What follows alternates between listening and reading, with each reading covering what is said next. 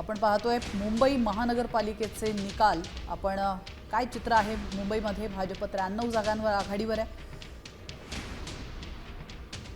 तर शिंदे सेना 24 जागांवर आघाडीवर असल्याचं समोर येतं।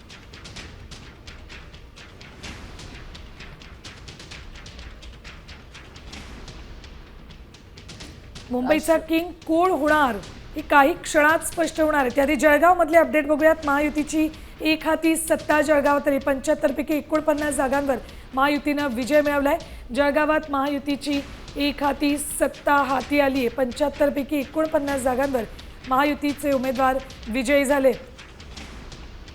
जळगावमध्ये महत्त्वाची अपडेट आपण पाहतोय। महायुतीची एक हाती सत्ता पाहायला मिळते, कारण 75 पैकी आतापर्यंत 49 जागांवर महायुती आघाडीवर आहे। त्यामुळे जळगावमध्ये महायुतीची एक हाती सत्ता मिळवण्याकडे वाटचाल सुरू असल्याचं दिसतंय। तर जळगावमधली अपडेट आपण पाहतोय। जळगावमध्ये 75 पैकी आतापर्यंत 49 जागांवर महायुतीला विजय मिळवता आलेला आहे। जळगावमध्ये महायुतीची एक हाती सत्ता पाहायला मिळते, कारण 75 पैकी 49 जागांवर त्यांना विजय मिळवण्यात यश आलं।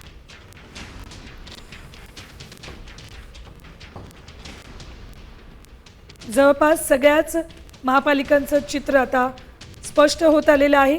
मुंबईमध्ये 227 पैकी 93 जागी भाजप आघाडीवर आहे, 117 जागी महायुती आघाडीवर आहे, तर ठाकरे युती 73 जागी आघाडीवर आहे। भाजप 93, शिंदे सेना 24, अजित पवारांची राष्ट्रवादी 2 आणि इतर 7 जागी आघाडीवर आहे। वंचितला खातंही उघडता आलेलं नाहीये।